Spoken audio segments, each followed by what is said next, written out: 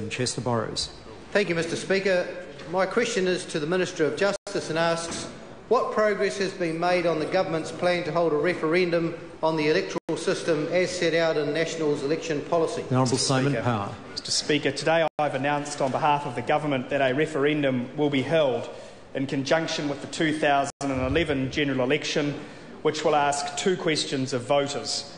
First, whether they wish to retain MMP, and second, what their preferred alternative voting system is from a list of options. If the majority vote to retain MMP, no further referendum is required. If the majority vote for change, the Government commits to holding a second referendum at the time of the 2014 election, which will ask voters to choose between MMP and the most preferred alternative system.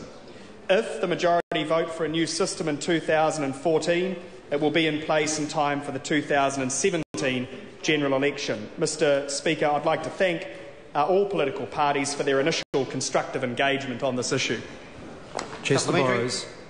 Thank you, Mr Speaker. To the Minister, what alternative systems will voters be asked to choose from at the 2011 referendum? Mr Speaker, to date, Cabinet has only made decisions about the timing, structure and basic format of the referenda.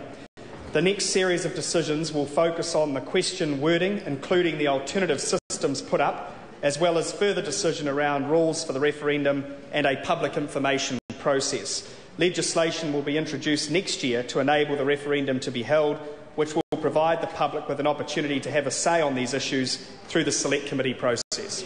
Supplementary. Honourable David Parker.